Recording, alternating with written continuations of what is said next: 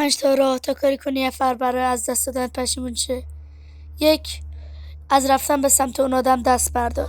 بذار اون نبود تو زندگیش حس کنه. وقتی دیگه پشت سم دنبال کسی نری، ارزش حضورت متوجه میشه. 2. مبهم باش.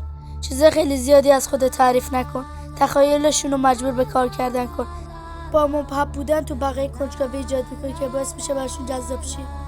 3. یه تغییر مثبت خیلی شدید به زندگیت بده. مردم عاشق سورپرایزن. موفقیت‌های بزرگ باعث میشه بقیه بخوان خودشونو کنارت ببینن. 4. زمان خیلی زیادی برای پیام دادن یا باشون صحبت تلفنی کردن نذار. کم دور بودن حس نیاز به وجودتون توشون تشدید میکنه. 5. همیشه اولین نفری که میره جلو نباش.